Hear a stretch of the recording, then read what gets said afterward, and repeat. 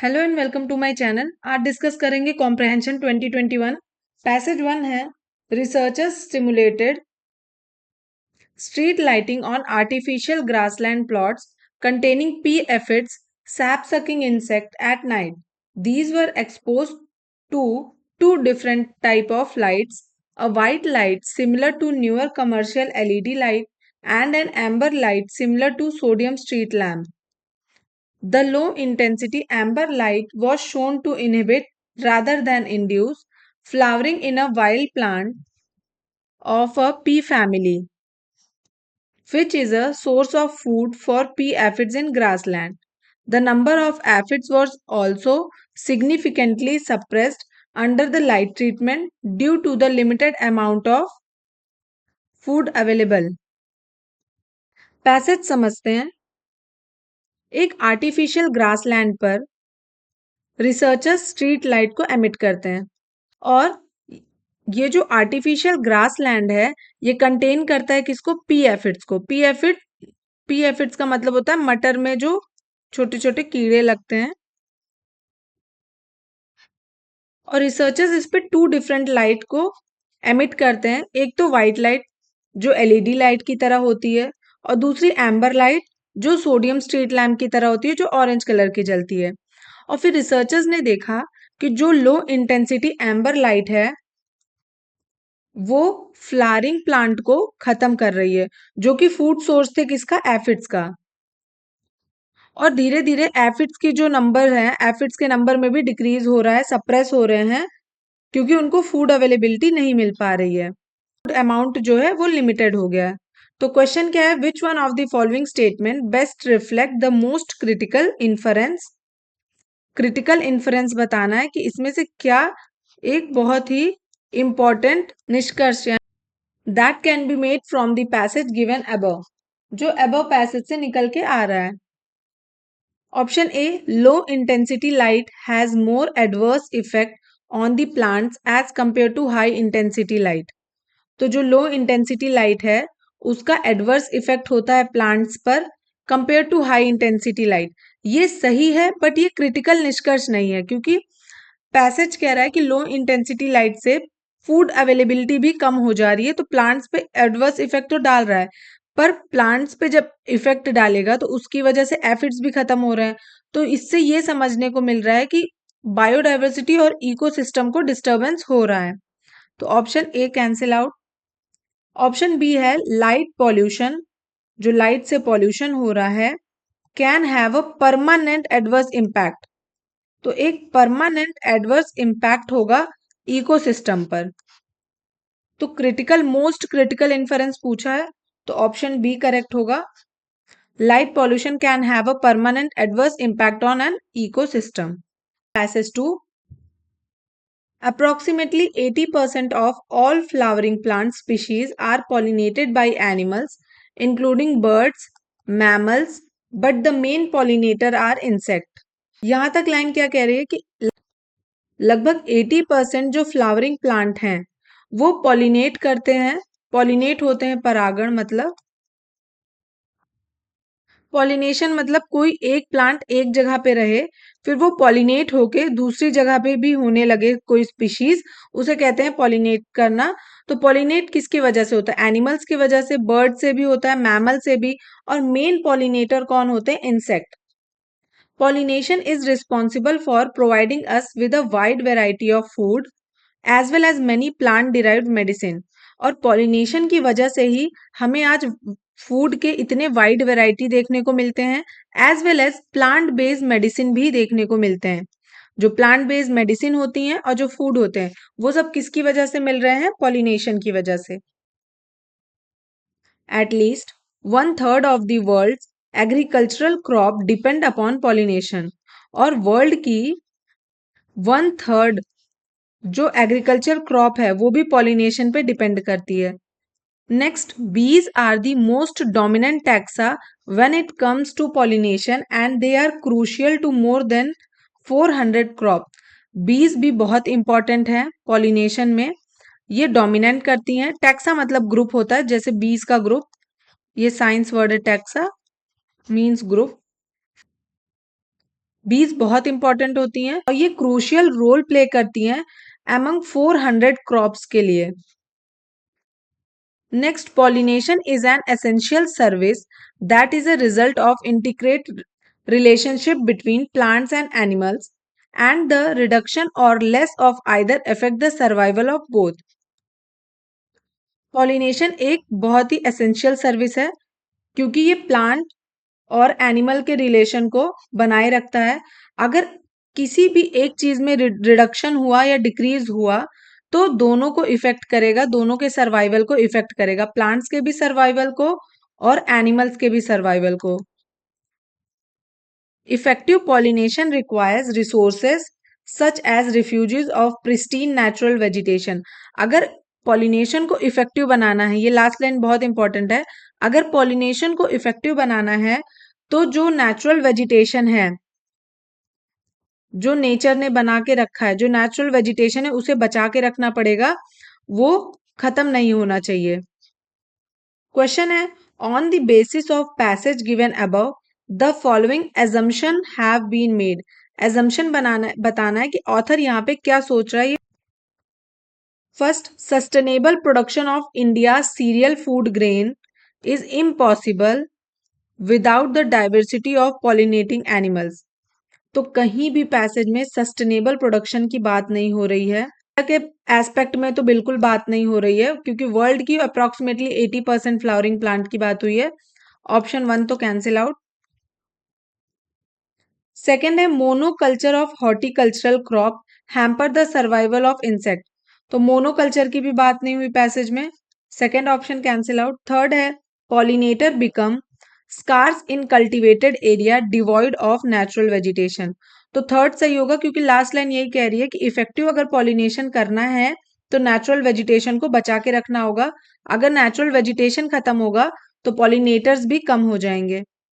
Fourth, diversity in insect induce diversity of plant. जितनी insect में diversity होगी उतने ही डाइवर्सिटी प्लांट्स में होगी। जैसे बीज हो गए, इंसेक्ट हो गए, एनिमल्स हो गए, तो जितनी डाइवर्सिटी इंसेक्ट में उतनी डाइवर्सिटी प्लांट में। तो ऑप्शन क्या करेक्ट होगा? Option D 3 and 4। Passage 3, a study conducted on the impact of climate change over the Kaveri basin of Tamil Nadu using regional climate models showed an increasing trend for maximum and minimum temperature and a decrease in the number of rainy days. तो passage क्या कह रहा है, एक study conduct की गई है climate change पे कावेरी बेसिन के ऊपर। ये एक रीजनल मॉडल है, तो ये दिखा रहा है कि वहां के मैक्सिमम टेम्परेचर में और मिनिमम टेम्परेचर में इंक्रीज हुआ है। यानी अगर पहले मैक्सिमम टेम्परेचर अगर 30 डिग्री रहता था तो 30 डिग्री से ज्यादा होना शुरू हो गया है, और मिनिमम टेम्परेचर अगर 15 टू 20 डिग्री रहता था तो वो और कम होना शुरू हो गया है। और देखा गया है कि रेनी सीजन भी डिक्रीज हुआ है, रेनी सीजन पहले से कम है। Next, this climatic shift will have an impact on hydrological cycle in the region, lead to more runoff and less recharge and affect the groundwater table. जो climatic shift हुआ है इससे impact क्या पड़ेगा?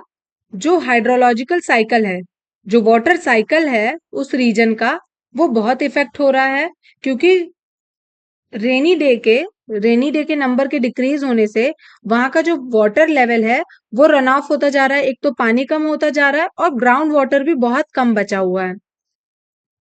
Further, there has been an increase in the frequency of drought in the state. Even state में सूखे की स्थिति बढ़ गई है, सूखा ज्यादा पड़ने लगा है। This has driven farmers to increase dependency on the ground water resources to secure their crop. और इसकी वजह से वहां के फार्मर्स को ग्राउंड वाटर पे डिपेंडेंस करना पड़ गया है अपने क्रॉप्स को बचाने के लिए।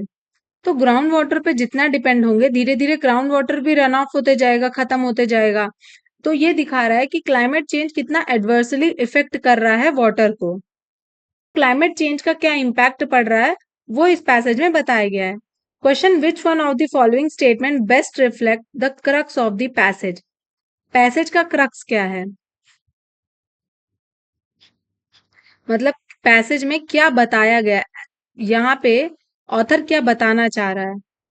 Option A, development of regional climate model help in choosing climate smart agriculture practice. तो क्या रीजनल मॉडल से क्या क्लाइमेट स्मार्ट एग्रीकल्चर प्रैक्टिसेस हो रहे हैं? तो पैसेज में ऐसा कुछ नहीं कह रहे कि स्मार्ट एग्रीकल्चर प्रैक्टिस होना शुरू हो गए हैं। Next, heavy dependence on groundwater resources can be reduced by adopting dry land cropping system। तो पैसेज में ड्राई लैंड क्रॉपिंग सिस्टम को अडॉप्ट करने की बात भी नहीं की गई। Next, climate changes increase the criticality of water resources while simultaneously threatening it। तो ऑप्शन सी करेक्ट होगा कि जो क्लाइमेट चेंज है वो क्या बढ़ा रहा है? वाटर की क्रिटिकलिटी को बढ़ा रहा है। जो वाटर रिसोर्स है उसे और क्रिटिकल कर रहा है।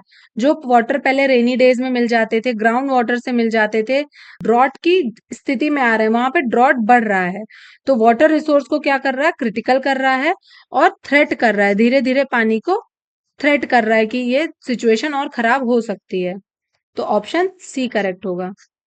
Researchers were able to use stem cell to gauge the neurotoxic effect of the environmental pollutant bisphenol A, which is BPA. They used a combination of biochemical and cell-based assay to examine the gene expression profile during the differentiation of mouse embryonic stem cells upon treatment with BPA, a compound known to cause heart disease, diabetes, and development abnormalities in humans. They were able to detect and measure BPA toxicity towards the proper specification of primary germ layers such as endoderm, ectoderm, and the establishment of neural progenitor cells। Passage बात कर रहा है environmental pollutant की, जो है BPA. BPA अधिकतर plastic की चीजों में मिलती है। रिसर्चर्स ने स्टेम सेल को लेके स्टेम सेल से ये रिसर्च किया कि ये जो बीपीए है इसका न्यूरोटॉक्सिक इफेक्ट पड़ रहा है, और रिसर्चर्स ने बायोकेमिकल और सेल बेस्ड एसे का कॉम्बिनेशन लिया और एग्जामिन किया जीन एक्सप्रेशन। तो जीन एक्सप्रेशन में ये पाया कि जो बीपीए कंपाउंड है उससे हार्ट डिजीज हो रही है, डायबिटीज हो रही है एंड एबनॉर्मेलिटीज आ रही है ह्यूमंस में।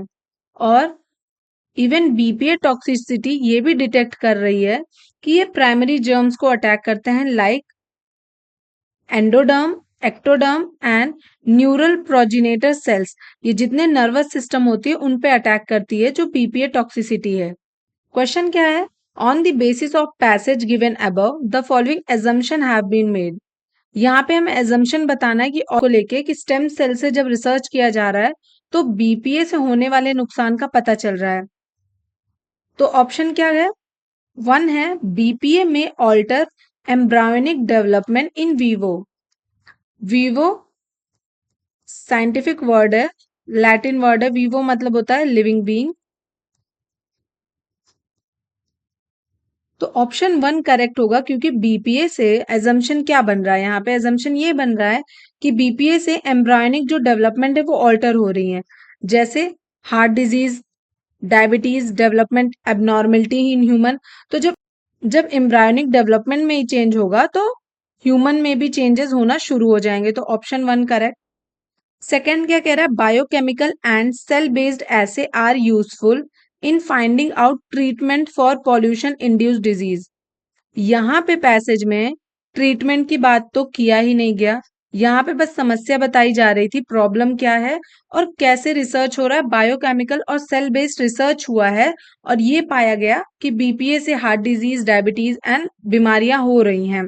ट्रीटमेंट की बात नहीं की गई पैसेज में, तो ऑप्शन टू तो कैंसिल हो गया।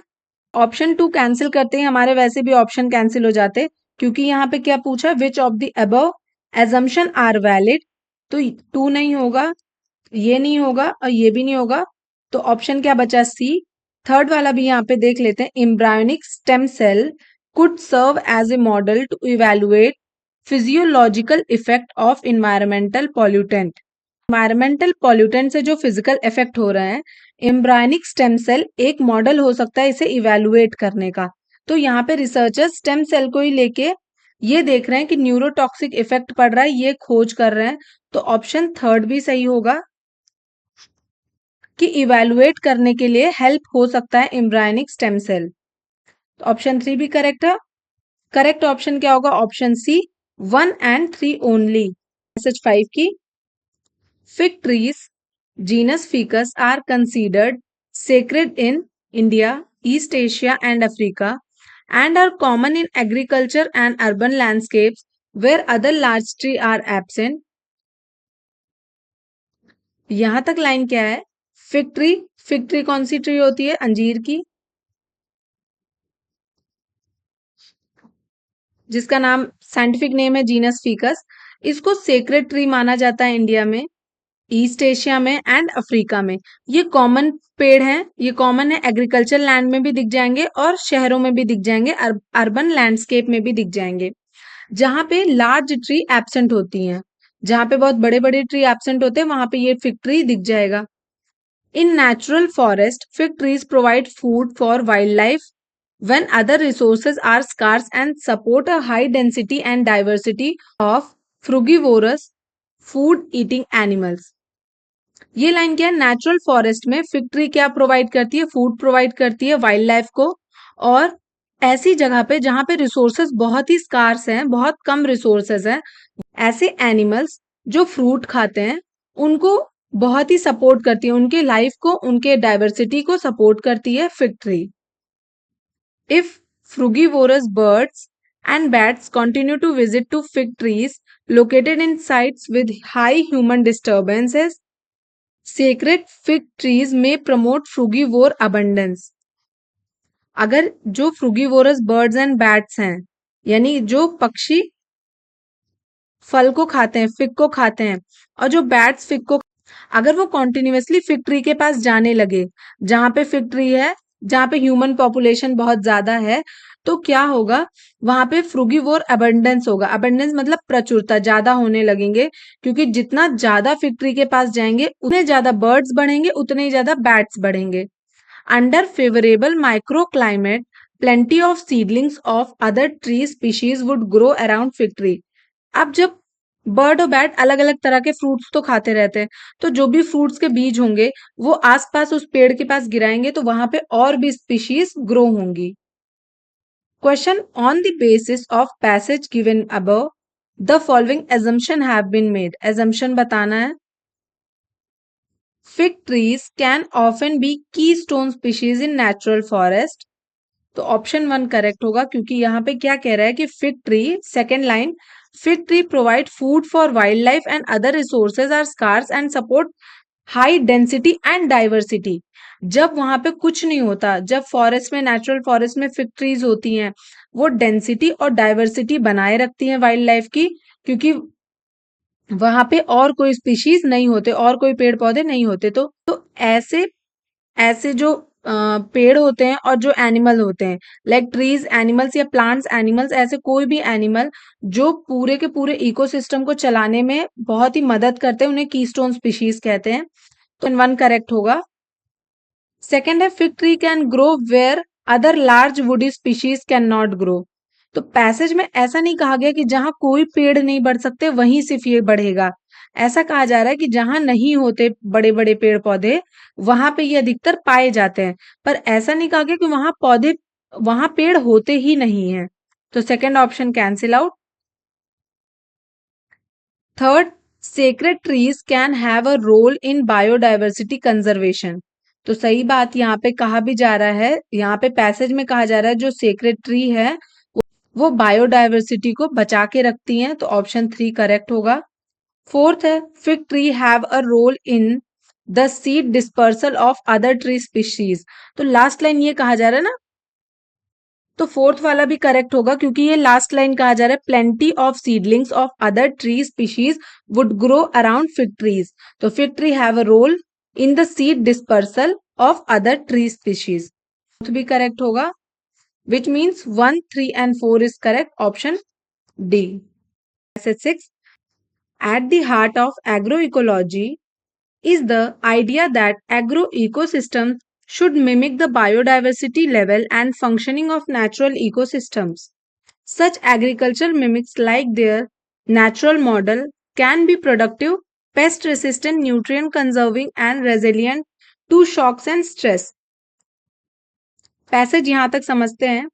पैसेज कह रहा है एग्रो इकोलॉजी। एग्रो इकोलॉजी का मतलब जहां पे एग्रीकल्चर के साथ साथ इकोलॉजी भी देखी जाए। इकोलॉजी इन द सेंस वहां पे एनिमल्स भी हों, फॉरेस्ट फॉरेस्ट में थोड़े थोड़े ट्रीज भी हों, एनिमल्स भी हों और एग्रीकल्चर भी हो, तो वो होगा agro ecology. Agro ecology agro ecosystem को बनाएगा, एक तो एग्रीकल्चर को भी बनाएगा और इकोसिस्टम को मेंटेन करेगा। ये वैसे ही मिमिक करेगा, मिमिक मतलब सेम कॉपी होगा बायोडाइवर्सिटी लेवल का, जैसे नेचुरली वो फंक्शन करता है। एग्रीकल्चर में उसके natural model, productivity, paste resistant होगा, न्यूट्रिएंट कंजर्विंग होगा, न्यूट्रिएंट को बचा के रखेगा, स्ट्रेस से भी रेजिलियंट रहेगा अगर एग्रो इकोसिस्टम हुआ तो। In ecosystems there is no waste, जैसे इकोसिस्टम में कोई वेस्ट नहीं होता। Nutrients are recycled indefinitely, nutrients बनते हैं फिर रिसाइकल होते रहते हैं, वहां पे कुछ भी वेस्ट नहीं होता। Agro ecology aims at closing nutrient loops, that is returning all nutrients that come out of the soil back to the soil such as through application of farmyard manure। ये लाइन क्या कह रही है कि agroecology जो nutrient का loop है, कमी होती है, उसको पूरा करता है। कैसे पूरा करता है? अप्लाई करके फार्म यार्ड मैन्योर को अप्लाई करते हैं और एग्रोइकोलॉजी में न्यूट्रिएंट की जो कमी होती है, जो लूप होता है, उसको सॉइल में फिर से वापस कर देते हैं। It also harness natural process to control pest and build soil fertility। और इससे क्या होता है? ये नेचुरली पेस्ट को भी कंट्रोल करते हैं, पेस्ट यानी कीड़े मकोड़े जो लगते हैं, और सॉइल की फर्टिलिटी को भी बना के रखते हैं। That is through intercropping. अगर एग्रो इकोलॉजी में इंटरक्रॉपिंग होने लगे तो पेस्ट कंट्रोल भी नेचुरली होगा और सॉइल फर्टिलिटी भी बनी रहेगी। Agroecology practices include integrating trees with livestock and crops। यहाँ पे कह रहा है एग्रोइकोलॉजिकल क्या होता है? जिसमें ट्रीज भी होते हैं, लाइव स्टॉक्स भी होते हैं, क्रॉप्स भी होते हैं, यानी पेड़ पौधे भी होंगे, जानवर भी होंगे और क्रॉप्स भी होंगे। Question is consider the following. यहाँ पे 6 फॉलोइंग्स दिए गए हैं। Which of the above farming practices can be compatible with agroecology as implied by the passage. Passage को देख के बताना है कि इन 6 में से कौन सी एग्रोइकोलॉजी कंपैटिबल रहेगी फार्मिंग के लिए। ऑप्शन 1 है कवर क्रॉप।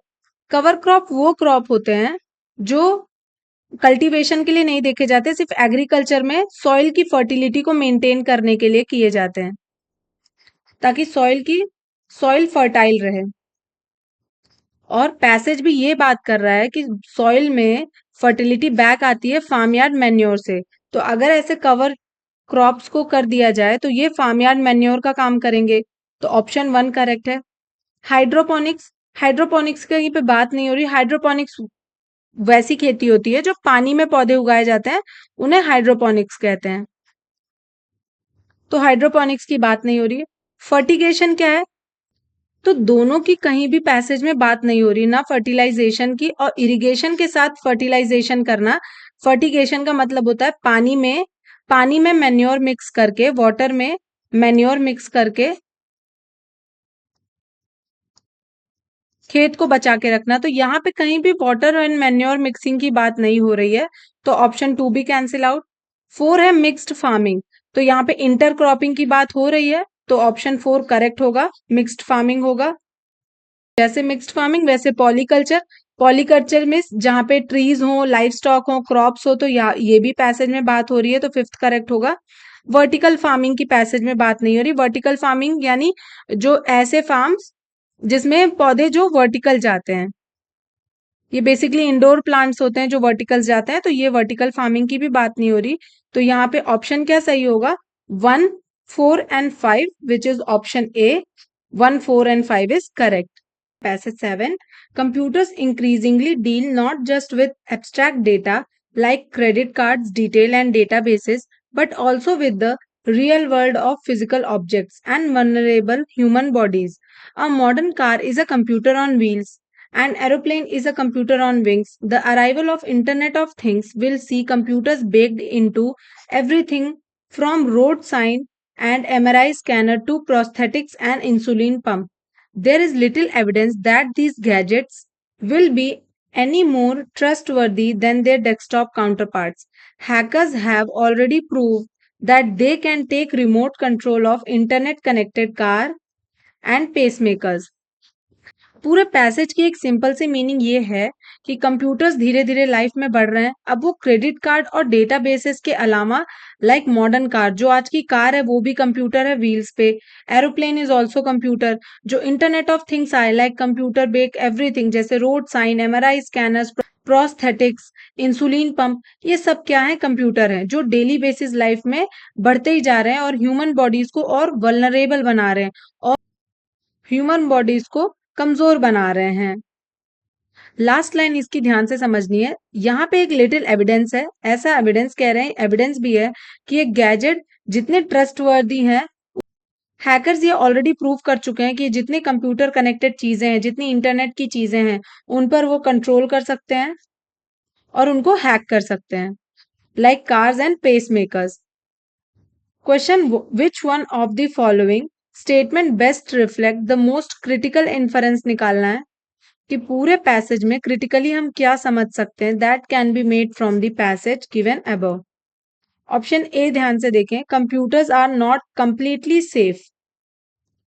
तो लास्ट लाइन से हमें यही पता चले कि हैकर्स ऑलरेडी प्रूव कर चुके हैं कि सारा जो कंप्यूटर सिस्टम से कनेक्टेड है, इंटरनेट से कनेक्टेड है, उसको वो हैक कर सकते हैं। तो यहां से एकदम क्रिटिकल इन्फरेंस यही निकल के आ रहा है कि कंप्यूटर पूरी तरह सेफ नहीं है। Option A is correct. बाकी ऑप्शंस देख लेते। Companies producing the software do not take cyber security seriously. तो कंपनीज की बात यहाँ पूरे पैसेज में की नहीं गई। कोई कंपनी कौन सी प्रोड्यूस कर रही है सॉफ्टवेयर साइबर सिक्योरिटी, तो कैंसिल ये नहीं होगा। Stringent data security laws are needed, security laws की भी बात नहीं कर रहे, बस ये बताया गया इंटरनेट क्या क्या है, कंप्यूटर्स क्या क्या है, और उसे हैकर भी हैक कर लेते हैं। तो ऑप्शन सी भी cancel out. D, the present trend of communication technology will affect our life in future, ऐसा भी कुछ नहीं कहा गया, तो ऑप्शन डी भी कैंसिल आउट। ए करेक्ट होगा। Passage A, a social and physical environment riddled with poverty, inequities, unhygienic and insanitary condition generate the risk of infectious disease. Hygiene has different level: personal, domestic, community hygiene. यहां तक line समझते हैं। Social और physical environment, सामाजिक और भौतिक जो environment है, हमारे आसपास का जो माहौल है, वो पॉवर्टी, गरीबी, इनइक्विटी, असमानता, लोग समान तरीके से नहीं है, बराबर नहीं है, अनहाइजीनिक, साफ सफाई की कमी है, और इनसैनिटरी, ऐसे कंडीशंस इन्फेक्शियस डिजीज लेके आते हैं। ऐसे कंडीशंस में डिजीज बहुत फैलते हैं। और हाइजीन के डिफरेंट लेवल हैं, पर्सनल लेवल पे हाइजीन, डोमेस्टिक लेवल पे कि कैसे लोगों के बीच में हाइजीन होना चाहिए, और कम्युनिटी आपस में कैसे हाइजीन होना चाहिए। There is no doubt that personal cleanliness brings down the rate of infectious disease. यहाँ लाइन कह रही है कि इसमें कोई डाउट नहीं है कि अगर पर्सनल क्लीनिंग करेंगे, अगर हम खुद से साफ सफाई रखेंगे, अपनी पर्सनल क्लीनिंग रखेंगे, तो वो डिजीज को कम करेगा, उसके रेट को कम करेगा, brings down the disease rate.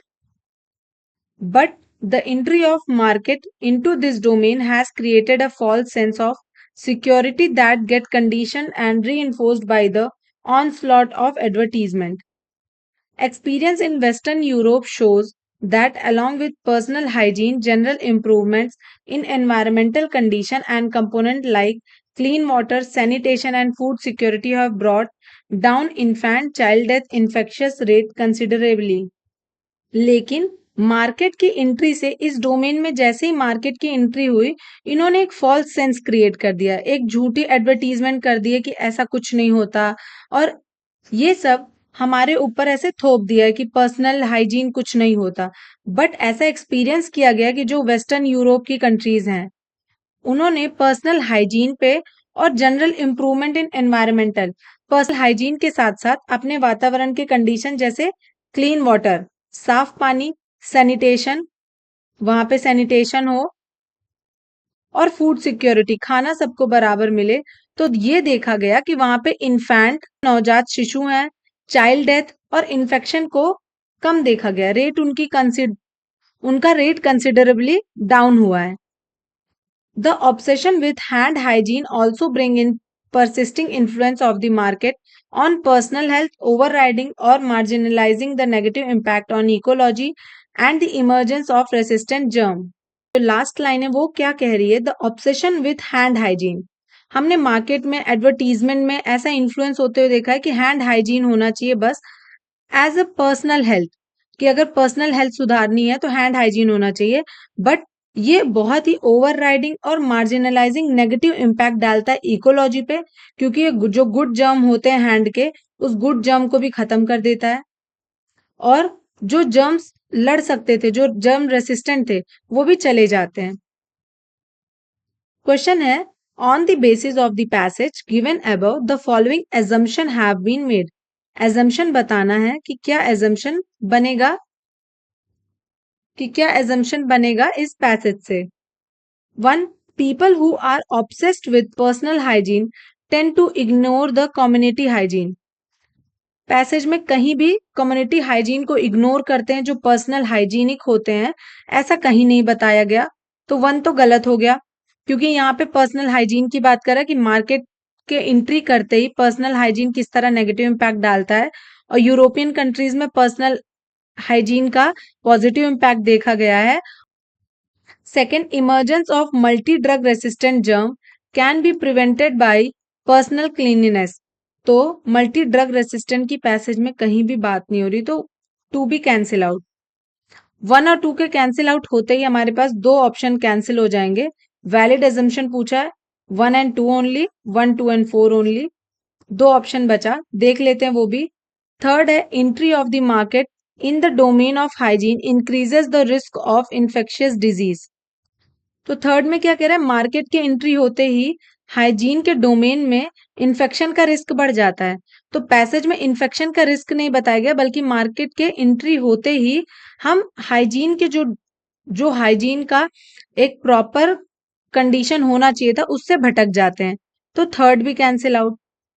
Fourth है, scientific and micro level intervention are not sufficient to bring down the burden of infectious disease.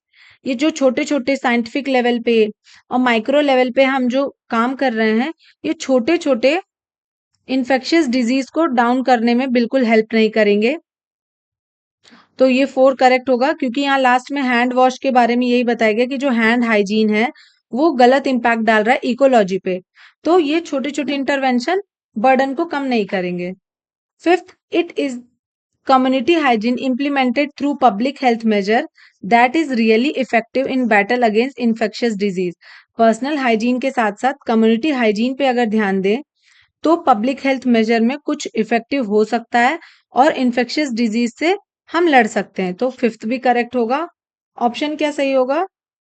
C, 4 and 5th. Passage 9. India faces a challenging immediate future in energy and climate policy making. The problem are multiple. Sputtering fossil fuel production capability, limited access to electricity and modern cooking fuel for the poorest. Rising fuel imports is an unstable global energy context. Continued electricity pricing and governance challenges leading to its costly deficit or surplus supply, and not least growing environmental contestation around land, water, air. But all is not bleak. Growing energy efficiency programs, integrated urbanization and transport policy discussion, inroad to enhancing energy access and security, and bold renewable energy initiative, even if not fully conceptualized, suggest the promise of transformation. Passage है कि India कैसे challenges face कर रहा है energy को लेके, और near future में क्या क्या चैलेंजेस होने वाले हैं। तो फ्यूचर में एनर्जी और क्लाइमेट पॉलिसी मेकिंग को लेके प्रॉब्लम्स आने वाले हैं, और ये प्रॉब्लम्स मल्टीपल हैं। पैसेज कह रहा है, एक तो फॉसिल फ्यूल प्रोडक्शन को लेके, कि फॉसिल फ्यूल प्रोडक्शन कम है, इंपोर्ट ज़्यादा है, लिमिटेड एक्सेस है इलेक्ट्रिसिटी का, और मॉडर्न कुकिंग फ्यूल भी देना है पुअरेस्ट तक को। फ्यूल इंपोर्ट्स बहुत बढ़ रहा है, जिस वजह से कॉस्टली डेफिसिट हो रहा है और सरप्लस भी ज़्यादा हो जा रहा है। इलेक्ट्रिसिटी प्राइसेस बढ़ रही हैं, जो गवर्नेंस के लिए चैलेंजेस हैं। बट इन सब के बावजूद, but all is not bleak, ये सब एक पहेली नहीं। इन सब के बावजूद ये जो ग्रोइंग एनर्जी एफिशिएंसी प्रोग्राम है, गवर्नमेंट के जो एफिशिएंसी प्रोग्राम्स हैं, इंटीग्रेटेड अर्बनाइजेशन कर रहे हैं, ट्रांसपोर्ट पॉलिसी है, in road enhancing energy access and security है, ये सब एक बोल्ड रिन्यूएबल एनर्जी इनिशिएटिव्स हैं। और भले ही ये फुल्ली कॉन्सेप्चुलाइज ना हो, suggest the promise of transformation, but कुछ ना कुछ ट्रांसफॉर्मेशन का प्रॉमिस ये करते हैं। फुल्ली कॉन्सेप्चुलाइज नहीं है, बट ट्रांसफॉर्मेशन के प्रोमिसेस हैं। विच one of the following statement best reflect the critical message conveyed bye the passage given above? यहां से क्या मैसेज कन्वे हो रहा है ये बताना है। तो आंसर हमारा सही होगा option A, India energy decision making process is ever more complex. बहुत ही कॉम्प्लेक्स है और इंटरकनेक्टेड है, एक दूसरे से कनेक्टेड है एंड कॉम्प्लेक्स है। Passage 10, there are reports that some of the antibiotics sold in the market are fed to poultry and other livestock as growth promoters. Overusing this substance can create superbugs, pathogens that are resistant to multiple drugs and could be passed along humans. यहाँ तक समझते हैं। Report ऐसी publish हुई है कि जो antibiotic use होती है पोल्ट्रीज में, जो लाइफ स्टॉक और पोल्ट्रीज में, जैसे जो मुर्गी के फॉर्म्स होते हैं उसमें, और लाइफ स्टॉक्स में, बकरी में और शिप्स में, इन सब में जो ये इनके ग्रोथ के लिए, इनके ग्रोथ प्रमोटर के लिए होते हैं ज्यादा, ताकि ये ज्यादा बड़ी दिखे, अपनी एज से पहले बड़ी हो जाएं और ज्यादा एग्स प्रोड्यूस करें, इसलिए इनको एंटीबायोटिक दी जाती है। इसके ओवर यूज से क्या हो रहा है, सुपरबग्स, पैथोजन और रेसिस्टेंट हो जा रहा है मल्टीपल ड्रग्स के खिलाफ। जो इन पे और दवाइयां हैं उसके खिलाफ रेसिस्टेंट हो जा रहे हैं, और ये कहीं ना कहीं ह्यूमन में भी पास हो जा रहा है। ये जो एंटीबायोटिक जानवरों को दिया जाता है ये ह्यूमन में पास हो जा रहा है। Mindful of that, some farming company have stopped using the drugs to make chickens gain weight faster. Since Denmark banned antibiotic growth promoter in 1990, the major pork exporter says it producing more pigs and the animal get fewer disease. कुछ farming companies हैं जिन्होंने antibiotics देना बंद कर दिया है, जिससे chicken जल्दी वेट गेन कर लेती थी और जल्दी बड़ी दिखने लगती थी, जल्दी उसका मार्केट में उसकी प्राइस अच्छी मिल जाती थी। डेनमार्क ने बैन कर दिया था 1990s में, बट कुछ मेजर पोर्क प्रोड्यूसर जो अभी भी मेजर जो पिग एक्सपोर्टर्स हैं, जो पिग को एक्सपोर्ट करते हैं, वो कह रहे हैं वो यूज करते हैं, बट वहां बहुत ही कम डिजीज हो रही है। Question: which one of the following statements best reflect the critical message conveyed by the passage? Option A, people should avoid consuming the product of animal farming. तो ऐसा नहीं बताया गया, बस ये बताया गया एंटीबायोटिक्स के ह्यूमन में भी ट्रांसफर हो जा रहा है, तो उसको कंज्यूम करने से मना, तो पैसेज में ऐसा नहीं कहा गया, तो मैसेज ये निकल के नहीं आएगा। B, foods of animal origin should be replaced with the food of plant origin, तो कहीं भी नहीं पैसेज में, तो ये पैसेज में अगर नहीं है तो वो मैसेज भी कन्वे नहीं कर रहा होगा। C, using antibiotic on animal should be banned, should be banned एकदम एक्सट्रीम केस है कि बैन ही हो जाना चाहिए, कुछ कंट्रीज ने बैन किया बट कुछ नहीं कर रही हैं, तो ऑप्शन सी भी नहीं होगा। D, antibiotic should only be used to treat disease, तो एक ये मैसेज कन्वे हो सकता है कि एंटीबायोटिक को तभी यूज किया जाए जब जानवर बीमार हों, उनको ऐसे ना यूज किया जाए कि एज अ ग्रोथ और एज ए उनके प्रोडक्शन के लिए यूज किया जाए, सिर्फ जब बीमार हो तब ट्रीट किया जाए, तो ऑप्शन डी करेक्ट होगा। Passage 11, policy makers and media have placed the blame for skyrocketing food prices on a variety of factors, including high fuel prices, bad weather in key producing countries, and the diversion of land to non food production.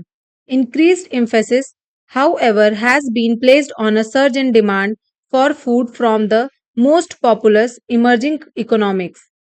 It seems highly probable that mass consumption in these countries could be well poised to create a food crisis. Passage food prices के sky rocketing के बारे में है, यानी food prices का अचानक बढ़ना। तो पॉलिसी मेकर्स और मीडिया वाले ये कह रहे हैं कि फूड प्राइसेस जो बढ़ रहे हैं, अचानक से फूड प्राइसेस जो बढ़ रहे हैं, उनमें वैरायटी ऑफ फैक्टर्स हो सकते हैं। एक फैक्टर नहीं, कई फैक्टर्स हो सकते हैं। एक तो फ्यूल प्राइसेस का बढ़ना, जो फ्यूल है उनके पैसों का बढ़ना, और जो फूड प्रोड्यूसिंग कंट्रीज है, जहां पे फूड प्रोड्यूसिंग बहुत होती है, वहां का बैड वेदर, कि किसी सीजन में मौसम फूड के प्रोडक्शन के लिए साथ ही ना दे। डाइवर्जन ऑफ लैंड, और लैंड का यूज करना नॉन फूड प्रोडक्शन के लिए, जहां पे फूड प्रोडक्शन ना होके बाकी चीजें हो वहां। और ये सब क्यों हो रहा है, ये इंक्रीज क्यों हो रहा है? इसलिए इंक्रीज हो रहा है क्योंकि डिमांड में भी इंक्रीज हुआ है। जहां पे मोस्ट पॉपुलस इमर्जिंग इकोनॉमीज है, वहां के डिमांड में इंक्रीज हुआ है, तो इसलिए जब पॉपुलेशन बढ़ेगी तो फूड प्राइसेस भी बढ़ेंगे। ऐसा लगता है कि हाई प्रोबेबिलिटी है कि जितना मास कंजम्पशन होगा, जितना मास कंजम्पशन होगा इन कंट्री में, आगे फूड क्राइसिस बढ़ने ही वाली है। Question is, with reference to the above passage the following assumption have been made. One is, oil producing countries are one of the reason for high food prices. तो passage में high food prices की तो बात कर रहे हैं कि food prices high हैं, बट उसके लिए ऑयल प्रोड्यूसिंग कंट्रीज जिम्मेदार है, ये पैसेज में नहीं बताया गया। पैसेज में ये कहा गया कि फ्यूल के प्राइसेस हाई हैं, फ्यूल के प्राइसेस हाई हैं, ये इम्पैक्ट डाल रहे हैं फूड के प्राइसेस पे, बट उसमें ऑयल प्रोड्यूसिंग कंट्रीज हैं, ये नहीं कहा गया। तो फर्स्ट ऑप्शन कैंसिल आउट होगा। सेकंड क्या है, if there is a food crisis in the world in near future it will be in the emerging economies. क्या फूड क्राइसिस होगा अगर वर्ल्ड में, तो सिर्फ इमर्जिंग इकोनॉमिक्स में होगा। वो पहले इंपैक्ट डाल सकता है इमर्जिंग इकोनॉमीज पे, बट अगर वर्ल्ड में फूड क्राइसिस होगा तो सारे कंट्रीज पे इंपैक्ट पड़ेगा। तो ऑप्शन 2 भी अजम्पशन नहीं होगा, क्योंकि पैसेज ऐसा कह रहा है कि मास कंजम्पशन होगा तो उन कंट्री के अलावा फूड क्राइसिस हर जगह आएगी। Which of the above statement is are valid? Option D is correct, neither one nor two. Passage 12 is, a central message of modern development economics is the importance of income growth, by which is meant growth in gross domestic product GDP. Central message निकल के आता है कि आज के time पे modern development economics में income growth बहुत ही इंपॉर्टेंट है। इनकम ग्रोथ इंपॉर्टेंस रखता है क्योंकि ऐसा माना जाता है, ऐसा इसकी मीनिंग हो गई है कि income growth means GDP growth, growth in gross domestic product, GDP का ग्रोथ। डायरेक्टली कहा गया कि अगर जीडीपी बढ़ रही है तो इनकम भी बढ़ रही होगी। In theory, rising GDP creates employment and investment opportunity. और थ्योरी भी यही डिक्लेयर करती है कि जीडीपी का राइज होगा तो रोजगार बढ़ेगा, एम्प्लॉयमेंट बढ़ेगी और इन्वेस्टमेंट अपॉर्चुनिटीज भी आएंगी। लोग निवेश भी करेंगे उस देश में जहां जीडीपी राइज करेगी। As income grow in a country where the level of GDP was once low, households, communities, governments are increasingly able to set aside some funds for the production of things that make for a good life. ऐसा देखा गया कि कभी जिस देश में GDP एक बार लो रही हो, अगर वहां पे इनकम बढ़ रही है तो वहां की गवर्नमेंट, हाउस होल्ड, कम्युनिटीज कुछ फंड साइड में कर लेते हैं, कुछ फंड अलग कर लेते हैं ताकि ऐसी चीजों का प्रोडक्शन कर पाए कि आगे की लाइफ अच्छी हो जाए। Next, today GDP has assumed such a significant place in the development lexicon that if someone mention economic growth, we know they mean growth in GDP. आज के टाइम पे जीडीपी ऐसे एज्यूम किया गया है, डेवलपमेंट लेक्सिकन में एक ऐसी प्लेस है जहां पे अगर हम इकोनॉमिक ग्रोथ की बात करते हैं तो वो डायरेक्टली जीडीपी से रिलेट किया जाता है कि जीडीपी ग्रोथ की बात हो रही है। Question is, with reference to the above passage the following assumption have been made. First option, rising GDP is essential for a country to be a developed country. तो यहाँ पे जो ये एसेंशियल वर्ड है ये बहुत एक्सट्रीम है, और जब भी पैसेज में एक्सट्रीम वर्ड ना हो तो इस पे 2 सेकंड सोचना चाहिए क्योंकि ये ज्यादातर नेगेटिव सेंस में ले जाते हैं। जीडीपी का राइज एक कारण हो सकता है, एक रीजन हो सकता है, एक इंपॉर्टेंट फैक्टर हो सकता है डेवलप्ड कंट्री के लिए, एकदम एसेंशियल है, इसके बिना डेवलप्ड कंट्री हो ही नहीं सकती। ये थोड़ा एक्सट्रीम केस हो जाता है। तो एजम्पशन में फर्स्ट तो कैंसिल आउट। सेकंड क्या है, राइजिंग जीडीपी गारंटीज, कि एकदम गारंटी दे रहा है a reasonable distribution of income to all household, कि ये जीडीपी की गारंटी है कि जो इनकम डिस्ट्रीब्यूशन है सारे हाउस होल्ड को, वो रीजनेबल हो, कि सब हाउस होल्ड को बराबर हो, एज ए रीजनेबल प्राइस मिले। तो ये गारंटी तो जीडीपी नहीं दे सकता। तो सेकंड ऑप्शन भी गलत, क्योंकि पैसेज में ऐसा कहीं नहीं कहा गया। Which of the above assumption is are valid? Option D is correct, neither one not two. Passage 13 is, with respect to what are called denomination of religion, if everyone is left to be a judge of his own religion, there is no such thing as religion that is wrong. But if they are to be judged of each other religion, there is no such thing as religion that is right. And therefore, all world is right or all world is wrong in the matter of religion. Passage कह रहा है कि धर्म के बारे में अगर किसी से कहा जाए कि दूसरे का धर्म जज करो, तो वो हमेशा एक दूसरे के धर्म को गलत ठहराते हैं। लेकिन अगर खुद के धर्म को जज करने के लिए कहा जाए, तो वो अपने धर्म को सही कहते हैं कि मेरा धर्म सही है, बाकी दूसरे का धर्म गलत है। इस तरीके से पूरी दुनिया या तो सही है या तो पूरी दुनिया गलत है। धर्म के मामले में यहाँ पे धर्म के रिलेटेड बात हुई है कि रिलीजन के रिलेटेड या तो सारे के सारे वर्ल्ड वाले सही हैं या तो सारा का सारा वर्ल्ड गलत है। Question, what is the most logical assumption? Logical assumption बताना है that can be made from the passage given above. Option A, no man can live without adhering to some religious denomination, कि आदमी जी ही नहीं सकता जब तक वो धर्म के बारे में कुछ बात ना करे। तो एकदम एक्सट्रीम केस है, और पैसेज ये कह भी नहीं रहा। पैसेज कह रहा है कि धर्म के वजह से या तो पूरी दुनिया एक तरफ सही हो सकती है या तो गलत। कोई option B is, it is the duty of everyone to propagate one's religious denomination, ये सबकी ड्यूटी है कि एक दूसरे के रिलीजन और धर्म के बारे में बात करो। तो सेकंड ऑप्शन भी नहीं होगा। Option C, religious denomination tend to ignore the unity of man, तो ऑप्शन सी करेक्ट होगा कि जब जब धर्म की बात हुई है तो लोगों के बीच की ना एकता खत्म हो जाती है, यूनिटी चली जाती है। तो रिलीजियस डिनोमिनेशन इग्नोर कर देती है यूनिटी को, लोग अपने धर्म को प्रायोरिटी कर देते हैं, और जो यूनिटी होती है, लोगों के बीच की जो एकता है, वो कहीं ना कहीं सेकेंडरी रह जाती है।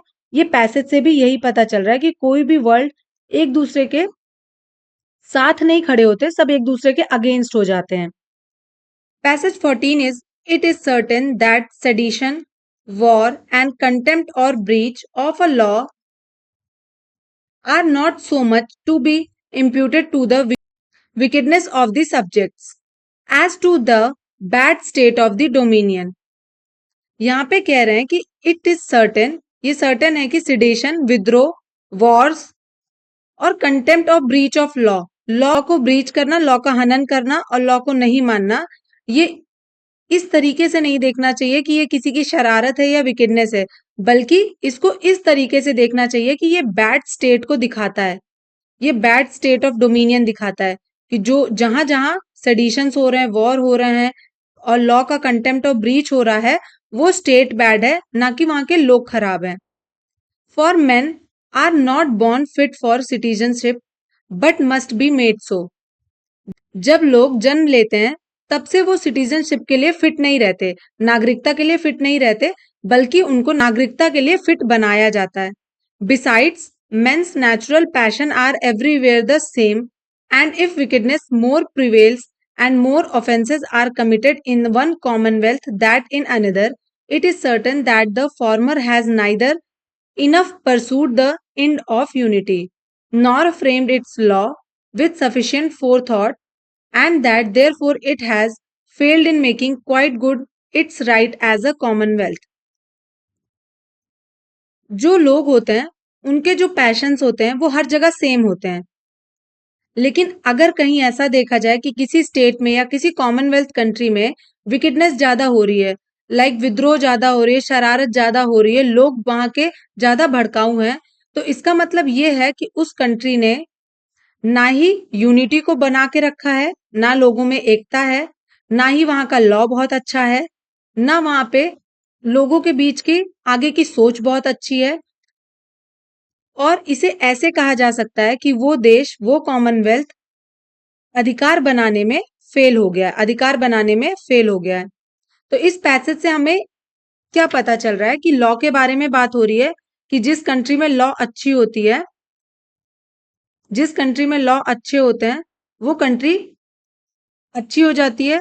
बट जिस कंट्री में लॉ ब्रीच हो जाता है, सेडिशन होता है, वॉर होता है, वो country as a commonwealth fail हो जाती है, as a commonwealth right fail हो जाती है।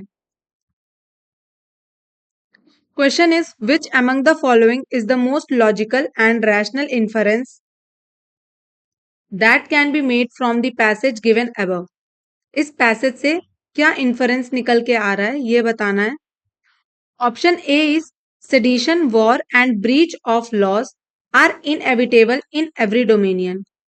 इनएविटेबल मतलब जिसे खत्म ही ना किया जा सके, ना खत्म होने वाला। तो पैसेज में कहीं भी ये नहीं बताया गया कि सेडिशन, वॉर और ब्रीच कभी खत्म ही नहीं हो सकता, इसे कभी खत्म नहीं किया जा सकता। बल्कि पैसेज ये कह रहा है कि अगर कहीं पे सेडिशन, वॉर और ब्रीच हो रहा है तो वो बैड स्टेट ऑफ डोमिनियन है। तो ये इन्फरेंस तो नहीं निकल के आएगा, option A cancel. Option B is it is not the people but the sovereign who is responsible for all the problems of any dominion. तो क्या पैसेज में सोवेरन को रिस्पॉन्सिबल माना जा रहा है सारे प्रॉब्लम्स के लिए? ऐसा तो नहीं कहा गया पैसेज में। पैसेज में सिटीजन और एज वेल एज कॉमनवेल्थ जो कंट्रीज हैं उन सबको माना गया है कि दोनों के दोनों जिम्मेदार होते हैं, वहां का लॉ जिम्मेदार होता है, सारे कॉजेज मिलके प्रॉब्लम के लिए रिस्पॉन्सिबल होते हैं। तो ऑप्शन बी भी cancel out. C is that dominion is the best which pursues the aim of unity and has law for good citizenship। तो ऑप्शन सी करेक्ट होगा कि वो डोमिनियन जिसने यूनिटी, एकदम बेस्ट यूनिटी परसू कर ली है और वहां का लॉ भी अच्छा है और वहां के सिटीजनशिप भी अच्छे हैं, वो डोमिनियन सबसे अच्छा होगा।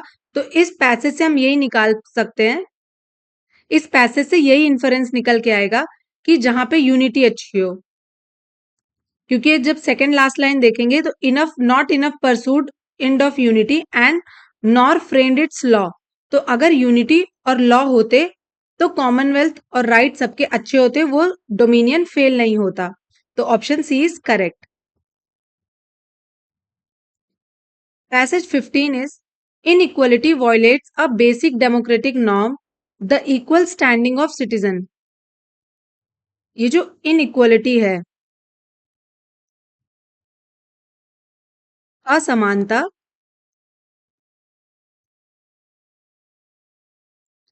असमानता लोकतांत्रिक नॉर्म का हनन करती है। लोकतंत्र में कहा गया है कि असमानता नहीं रहेगी, तो असमानता लोकतांत्रिक जो नॉर्म्स बने हैं, जो नियम बने हैं, उनका हनन करती है। क्योंकि लोकतंत्र कहता है कि सब नागरिक एक बराबर हैं। Equality is a relation that obtains between person in respect of some fundamental characteristic that they share in common. Equality क्या है? इक्वलिटी वो है जो लोग कैरेक्टरिस्टिक शेयर करते हैं, एकदम मूल बेसिक कैरेक्टरिस्टिक शेयर करते हैं, जो सब में कॉमन है उनको जीने के लिए और उनके रहन सहन के लिए। Equality is morally speaking a default principal.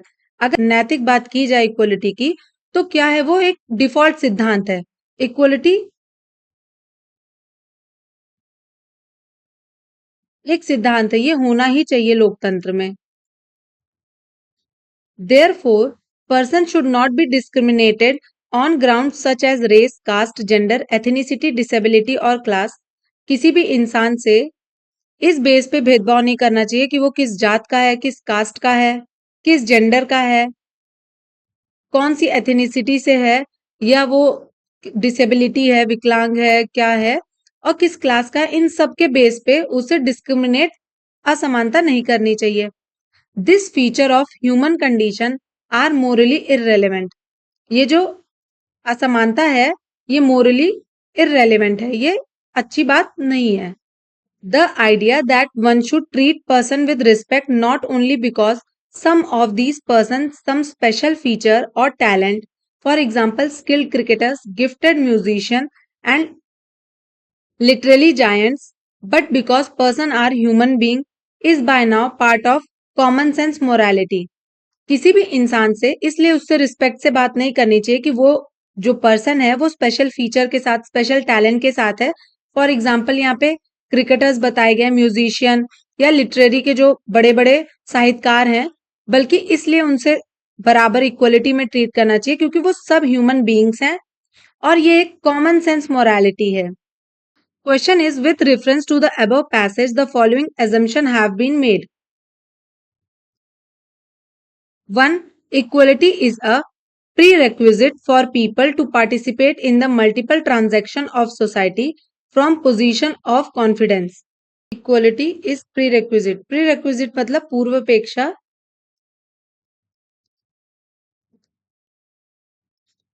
या शर्त।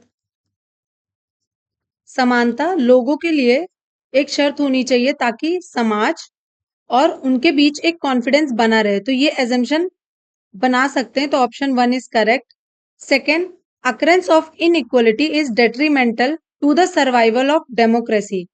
डेमोक्रेसी डेमोक्रेसी खतरे में है अगर इनइक्वलिटी रही तो।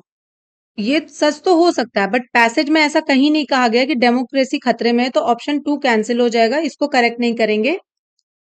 थर्ड है equal standing of all citizens is an idea that can not actually be realised even in democracy. कि डेमोक्रेसी में equal standing for all citizen, सभी नागरिक के लिए समानता, हम इसका आइडिया लगा ही नहीं सकते, हम कभी कर ही नहीं सकते। तो ये एकदम एक्सट्रीम केस है, तो ये भी कैंसिल हो जाएगा। ऑप्शन 4 क्या है? Right to equality should be incorporated into our values and day to day political vocabulary. तो ऑप्शन 4 करेक्ट होगा क्योंकि यहाँ लास्ट लाइन में कह रहा है कि is by now part of common sense morality. तो कॉमन सेंस मोरालिटी का मतलब राइट टू इक्वलिटी अगर डे टू डे वैल्यूज में हम इंक्लूड कर लें और पॉलिटिकल वोकैबुलरी में भी डाल लें तो ये बहुत ही अच्छा रहेगा। Which of the above assumption are valid? Option C 1 and 4. 16. Aristocratic government ruins itself by limiting too narrowly the circle within which power is confined. Oligarchic government ruins itself by the incautious scramble for immediate wealth.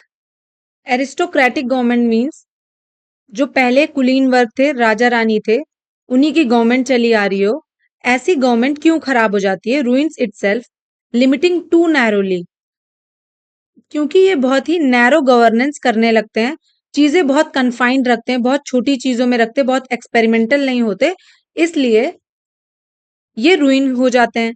उसी तरह ओलिगार्किक मतलब कुछ चुनिंदा लोगों के हाथ में government होना, जो थोड़े जाने माने लोग हों उनके हाथ में गवर्नमेंट होना, वो क्यों रुइन हो जाते हैं?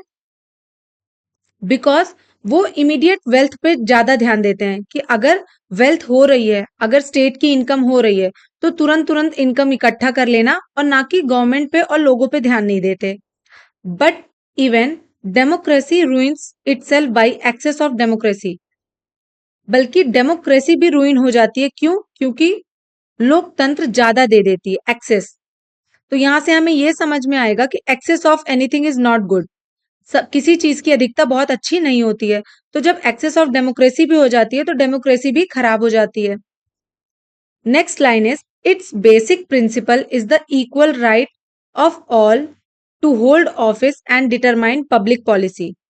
एक बेसिक प्रिंसिपल क्या होता है इन सब का? एरिस्टोक्रेटिक, ओलिगार्किक एंड डेमोक्रेसी का बेसिक प्रिंसिपल क्या है? इक्वल राइट, सबको समान अधिकार और पब्लिक पॉलिसी बना के रखना। This is at first glance a delightful arrangement. It becomes disastrous because the people are not properly equipped by education to select the best ruler and the wisest courses. अब यहाँ पे ये बताया गया है कि कितना भी डिलाइटफुल अरेंजमेंट हो, बहुत ही स्टेट का बहुत अरेंजमेंट कर दिया जाए, वो भी एक डिजास्टर में बदल जाएगा अगर वहां के लोग, क्योंकि वहां के लोग क्या है? प्रॉपरली एजुकेटेड नहीं है, एजुकेशन प्रॉपर नहीं है, तो उन्हें पता नहीं है कि कौन बेस्ट रूलर है, किसे सिलेक्ट किया जाए और क्या वाइजेस्ट कोर्स है जो पीपल के लिए अच्छा हो। The people have no understanding and only repeat what their rulers are please to tell them. लोगों को कोई समझ नहीं है कि वो क्या कर रहे हैं, बस वो वही रिपीट कर रहे हैं जो उनके रूलर सिखाए जा रहे हैं कि क्या करना है।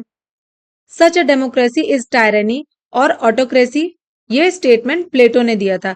डेमोक्रेसी भी टायरनी हो जाती है और ऑटोक्रेसी हो जाती है, एक छत्र राज हो जाता है। Question is which one of the following statement best reflect the crux of the passage given above. तो यहां से एक सार क्या निकल के आ रहा है ये बताना है। Option A is human societies experiment with different form of government. Human society experiment करती रहती है डिफरेंट फॉर्म ऑफ गवर्नमेंट्स, तो ऐसा नहीं कहा गया।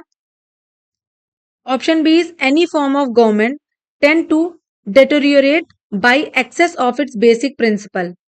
कोई भी गवर्नमेंट गिर जाएगी या खत्म हो जाएगी अगर अधिकता हो जाएगी बेसिक प्रिंसिपल की, जो उनको कहा गया है अगर उससे ज्यादा करने लगेंगे, एक्सेस करने लगेंगे तो गवर्नमेंट गिर जाएगी। तो पैसेज से यही कहा जा रहा है कि एरिस्टोक्रेटिक गवर्नमेंट भी खराब हो जाती है, ओलिगार्किक भी और डेमोक्रेसी भी। तो option B is correct. Next passage is passage 17। Nothing can exist in a natural state which can be called good or bad by common assent, since every man who is in natural state consult only his own advantage and determine what is good or bad according to his own fancy, and insofar as he has regard for his own advantage alone, and holds himself responsible to no one save himself by any law, and therefore sin cannot be convinced in a natural state but only a civil state, which is decreed by common consent what is good or bad, and each one holds himself responsible to the state. Passage है nothing can exist in a natural state which can be called good or bad by common assent. लोगों की सहमति में कभी ये नहीं कहा जा सकता कि क्या सही है और क्या गलत है। हर इंसान के लिए, हर लोगों के लिए उनका सही और गलत उनके हिसाब से होता है, उनके एडवांटेज के हिसाब से। अगर किसी का फायदा हो रहा है तो वो उसके लिए सही है, अगर किसी का नुकसान हो रहा है तो वो उसके लिए गलत है। वो अकॉर्डिंग टू उनके हिसाब से, उनकी जो फैंसी इंसोफार इतने दिन से वो रिगार्ड करते आए हैं, खुद की अच्छाई सोचते हुए इंसान कहता है, खुद का लाभ लेते हुए, एडवांटेज लेते हुए। And hold himself responsible to no one save himself by any law. सिर्फ कानून के सामने कहते हैं कि कानून के सामने ही वो गलत हो सकते हैं और कहीं भी उनका जो सिन है वो कहीं भी कन्विंस नहीं हो सकता, कहीं भी सिन प्रूव नहीं हो सकता। सिर्फ सिन कब प्रूव हो सकता है? सिविल स्टेट में, नागरिक अवस्था में, जहां पे कॉमन कंसेंट में ये कहा जाए कि क्या सही है क्या गलत है, या तो लॉ के सामने या तो सिविल स्टेट यानी नागरिक अवस्था, जहां पे 3-4 लोगों का कंसेंट हो कि हाँ ये गलत है या सही है, वहीं पे ये गुड और बैड बताया जा सकता है। Each one hold himself responsible to the state, जहां हर कोई अपने राज्य के प्रति उत्तरदायी है। Question is which one of the following statement best reflect the central idea of the passage given above. Passage का सेंट्रल आइडिया क्या है, क्या सोच के ये पैसेज लिखा गया होगा। Option A is the conception of what is right or wrong exist due to the formation of state. तो ऑप्शन ए ही करेक्ट होगा कि जो कॉन्सेप्शन है राइट और रॉन्ग का, वो फॉर्मेशन ऑफ स्टेट के हिसाब से चलता है, क्योंकि यहाँ पे लॉ के ऊपर किसी को नहीं कहा गया, और जो सिन है वो नेचुरल स्टेट में तो नहीं, प्राकृतिक अवस्था में तो नहीं कन्विंस हो सकता, बट सिविल स्टेट में, नागरिक अवस्था में कन्विंस हो सकता है, और हर कोई स्टेट के लिए रिस्पॉन्सिबल है। तो ऑप्शन ए करेक्ट होगा, conception of what is right or wrong exist due to formation of state. और भी ऑप्शंस देख लेते हैं। ऑप्शन बी क्या है, unless a ruling authority decide as to what is right or wrong no man would be morally right. पहली बात तो मॉरली राइट नैतिकता के आधार पे सही है या गलत है, ऐसी तो पैसेज में बात नहीं की गई, और रूलिंग अथॉरिटी की भी बात नहीं की गई, तो ये तो सेंट्रल आइडिया नहीं हो सकता। Option C is man is inherently immoral and selfish in a natural state. प्राकृतिक अवस्था में इंसान सेल्फिश और इमोरल होता है, ऐसा वो पैदा होते ही, जन्म से ही ऐसा होता है, इनहेरेंटली उसके जीन में ही ऐसा है कि वो इमोरल होगा और सेल्फिश, ऐसा भी नहीं कहा गया पैसेज में।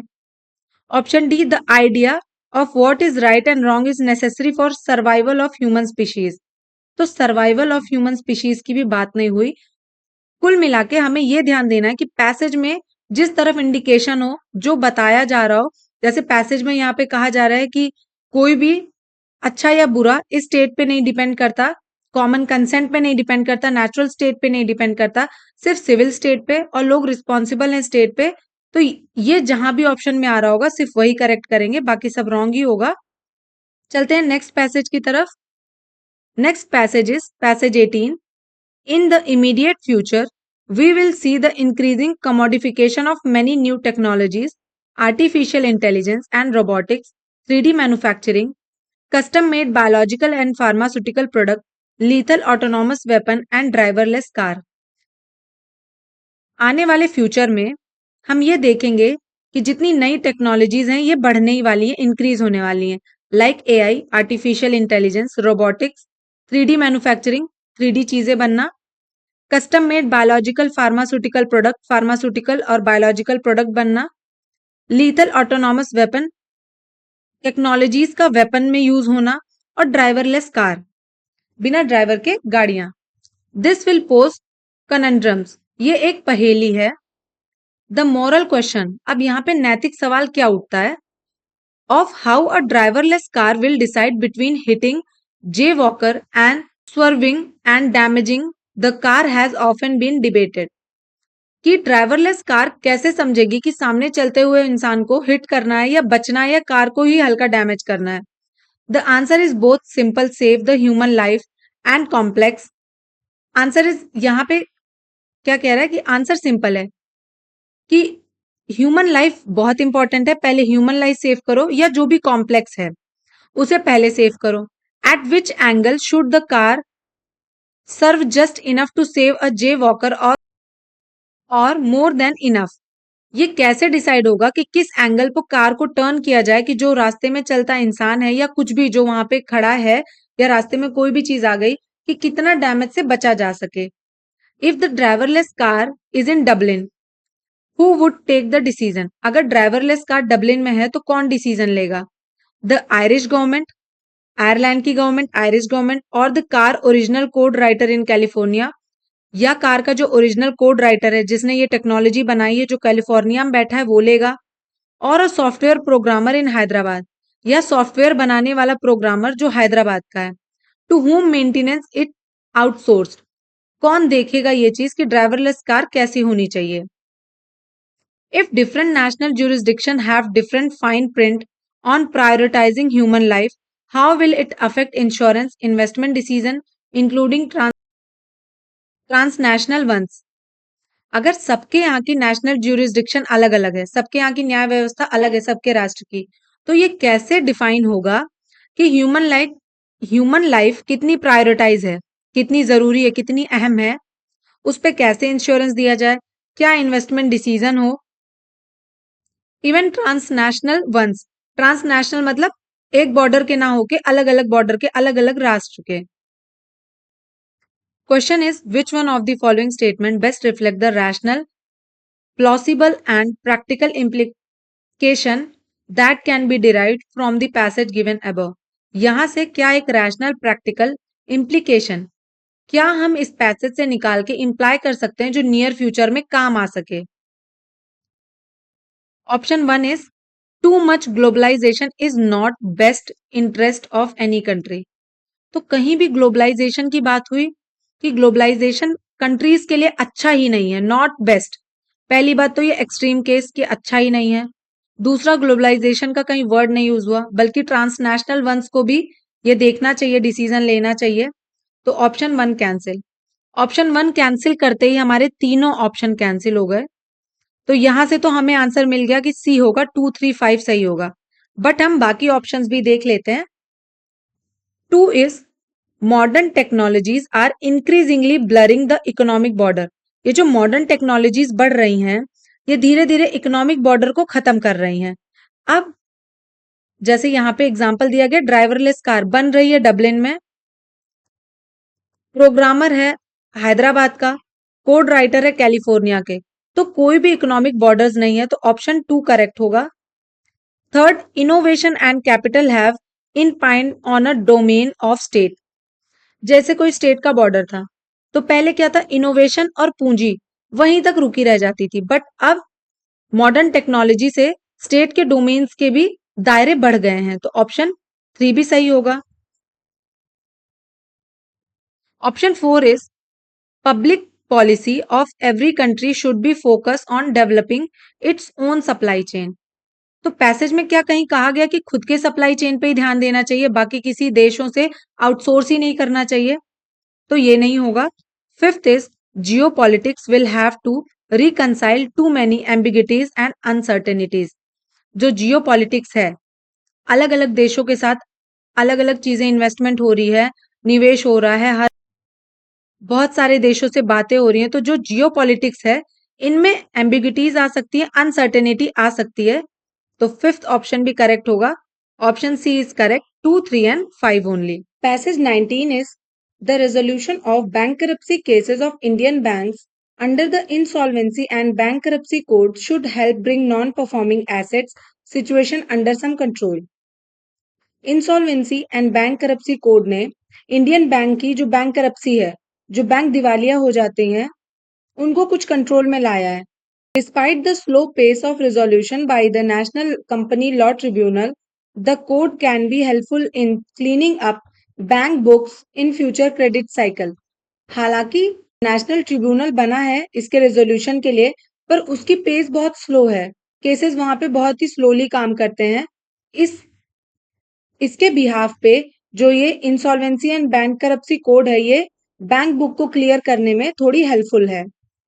The recapitalization of public sector bank too can help increase the capital cushion of banks and induce them to lend more and boost economic activity। अगर पब्लिक सेक्टर बैंक्स को रिकैपिटलाइजेशन कर दिया जाए, पुनः पूंजीकरण, जितना उनका लॉस हो रहा है उनको फिर से पैसा दे दिया जाए, तो इकोनॉमी में थोड़ा बूस्ट हो सकता है, इकोनॉमिक एक्टिविटी में बूस्ट हो सकता है। But bad debt resolution and recapitalization are only part of the solution, as they by themselves can do very little to rein in reckless lending that has pushed the Indian banking system to its current sorry state।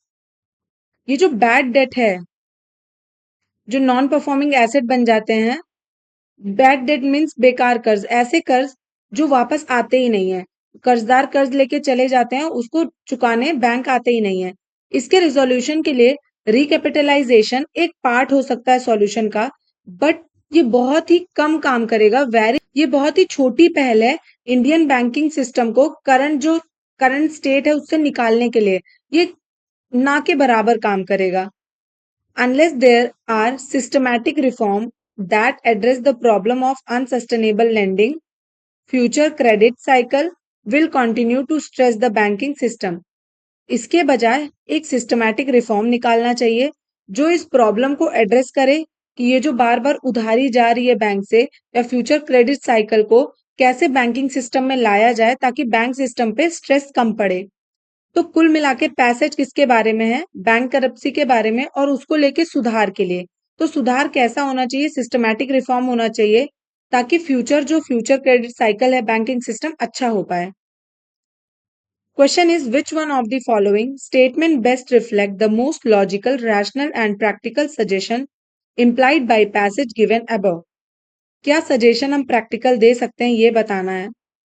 Option A is lending by the banks should be closely monitored and regulated by the central government। तो क्या जो उधारी है बैंकों को monitor करके देना चाहिए, ये तो चलिए सही बात है, बट कहीं भी सेंट्रल बैंक के थ्रू रेगुलेट होना चाहिए, ऐसा पैसेज में तो नहीं कहा गया। होता है ये हम जानते हैं, बट पैसेज में जो कहा गया है वही हम करेंगे, तो कैंसिल हो गया। Option B is interest rate should be kept low so as to induce bank to lend more। यहाँ पे कह रहा है कि हमें इंटरेस्ट रेट कम कर देना चाहिए ताकि जो बैंक है वो और उधारी दे सके। Promote credit growth thereby boost economic activity. तो पैसेज में इसकी बात कहीं नहीं हुई है कि और उधार देना चाहिए, बैड लोन की बात हो रही है। Option C is merger of many banks into a few large banks alone in the long term solution to make the viable and prevent their bad performance. Bank merger की passage में कोई बात नहीं है कि बैंक को छोटे छोटे बैंकों को एक बड़े बैंक में मर्ज कर देना चाहिए जिससे लॉन्ग टर्म सॉल्यूशन निकल के आएगा। तो ऑप्शन सी भी कैंसिल, बचा option D. Option D is Indian bank system requires structural reform as a long term solution for bad loan problem. तो इंडियन बैंकिंग सिस्टम को क्या चाहिए? एक स्ट्रक्चरल रिफॉर्म चाहिए। यहां भी कहा गया लास्ट लाइन में unless there is a systematic reform, और लॉन्ग टर्म सॉल्यूशन चाहिए ताकि बैड लोन प्रॉब्लम सॉल्व हो पाए। Option D is correct. Next passage 20। In India, the objective of macroeconomic policy is to enhance the economic welfare of the people, and any one wing of such macro policy, monetary or fiscal, cannot independently work without active support of another. Passage है कि जो macro economy policy होती है, macro economy समष्टि economy जिसमें सब चीज आती है, जो मैक्रो इकोनॉमी पॉलिसी है वो लोगों के वेलफेयर के लिए इकोनॉमिक वेलफेयर को इनहेंस करती है, और इसका एक पार्ट है, एक विंग है मॉनेटरी और fiscal policy. Monetary policy RBI बनाता है एंड फिस्कल पॉलिसी गवर्नमेंट। आगे कहा गया ये एक दूसरे के बिना स्वतंत्र रूप से इंडिपेंडेंटली वर्क नहीं कर सकते बिना सपोर्ट के। Question is which one of the following statements best reflect the corollary to the passage given above. Corollary बताना है। कोरोलरी मतलब भी होता है मीनिंग बतानी है कि पैसेज की मीनिंग क्या निकल के आई है।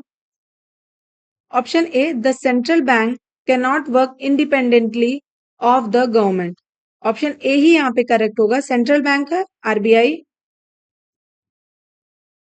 सेंट्रल बैंक है आरबीआई, और वो इंडिपेंडेंटली वर्क नहीं कर सकता विदाउट गवर्नमेंट के।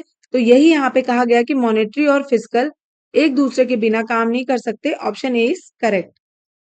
Passage 21 is the best universities like Harvard and MIT, despite having the luxury of having some truly excellent teachers on their payroll, are increasingly embracing the flipped classroom format, where students listen to video lectures at home and spend class time applying their knowledge, solving problems, discussing example, etc. Best universities like Harvard और MIT, यहाँ पे बात हो रही है कि best universities Harvard जैसी और एमआईटी जैसी, उनके पास इतने ट्रूली एक्सीलेंट टीचर्स हैं वेतन पर, पेरोल पर फिर भी वो इम्ब्रेस कर रहे हैं, बढ़ावा दे रहे हैं फ्लिप्ड क्लासरूम को। फ्लिप्ड क्लासरूम फॉर्मेट क्या है कि स्टूडेंट जो वीडियो लेक्चर्स होंगे वो अपने घर पे सुने, और जो क्लास का टाइम है उसको नॉलेज अप्लाई करने में लगाएं, प्रॉब्लम सॉल्व में लगाएं एंड डिस्कसिंग एग्जाम्पल में एक दूसरे से डिस्कशन करने में लगाएं और चीजें सीखें, नई चीजें सीखें। Professors guide that discussion and fill in wherever necessary, explaining those bits that seem to be eluding the students and throwing in advanced ideas that happen to be topical. Professors बच्चों को गाइड कर रहे हैं और discussion कर रहे हैं जहां पे उन लोग को नहीं समझ में आ रहा, जो टॉपिक उन्होंने वीडियो लेक्चर्स देखा वहां पे नहीं समझ में आ रहा, उसको बता रहे हैं जिससे उनको नए नए आइडिया आ रहे हैं हर टॉपिक पे, जो जो टॉपिक के वीडियोस चल रहे हैं।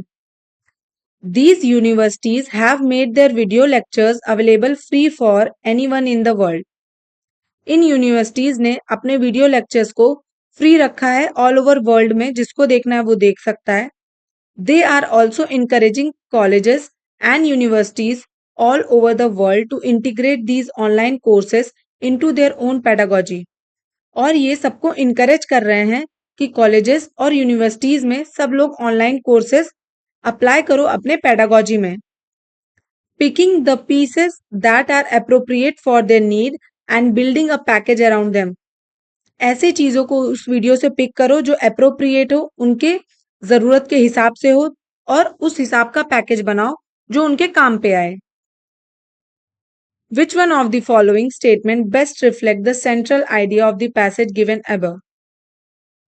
सेंट्रल आइडिया यहाँ से क्या समझ में आ रहा है कि एजुकेशन फ्री होना चाहिए जो लोगों तक ज्यादा से ज्यादा पहुंच पाए।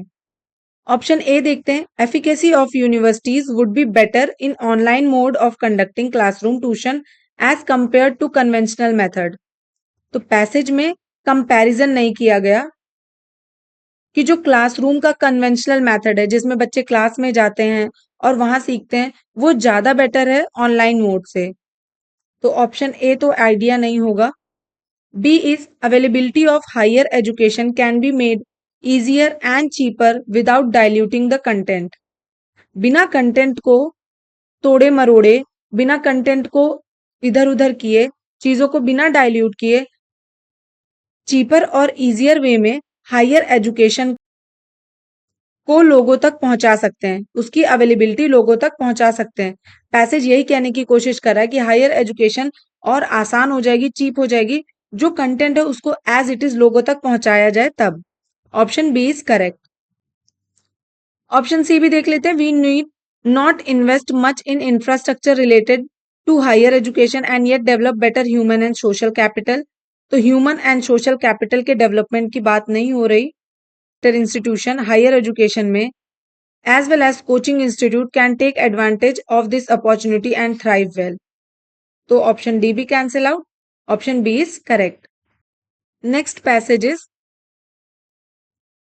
our cities are extremely vulnerable to climate change because of large concentration of population and poor infrastructure। हमारी cities climate change को लेके बहुत ही vulnerable है, संवेदनशील है,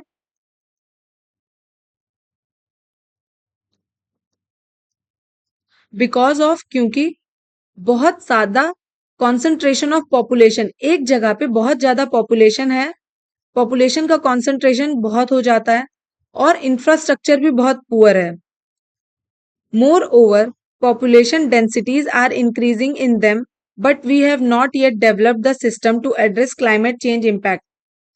मोर ओवर धीरे धीरे एक ही जमीन पे पॉपुलेशन डेंसिटी तो बढ़ती जा रही है, पहले कुछ लोग रहते होंगे पर अब वहां पे डेंसिटी बढ़ती जा रही है, लोग ज्यादा हो रहे हैं, बट हमने क्लाइमेट चेंज को लेके कुछ भी ऐसा इम्पैक्ट नहीं किया है।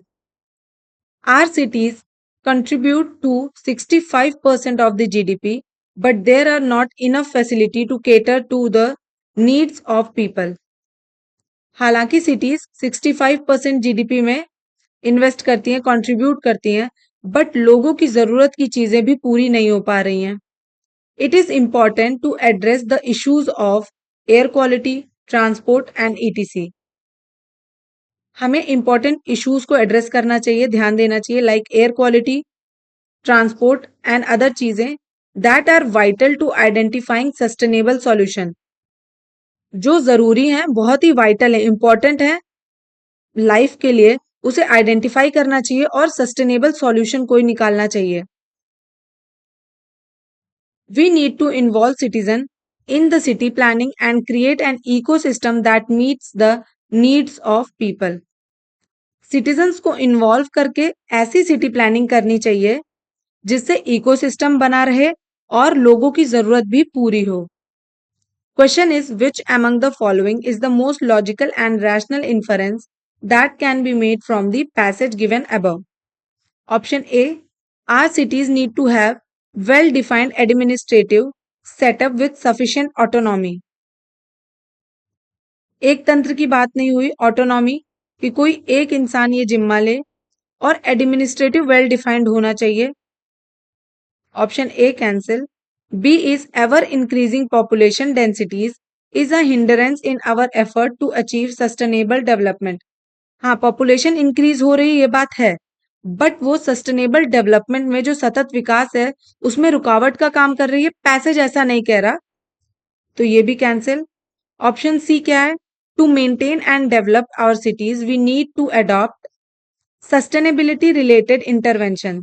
तो ऑप्शन सी करेक्ट होगा कि चीजों को मेंटेन करने के लिए और सिटीज को डेवलप करने के लिए, मेंटेन और डेवलप विकास करने के लिए हमें एक सस्टेनेबिलिटी को अपनाना होगा और उससे रिलेटेड जो भी इंटरवेंशन हो सकते हैं, कोई सहायता हो, कन्वेंशन हो, बातें हो, या जो भी क्लाइमेट चीज को लेके हम रेजोल्यूशन कर सकते हैं, उसे करना चाहिए जो सस्टेनेबिलिटी से रिलेटेड हो।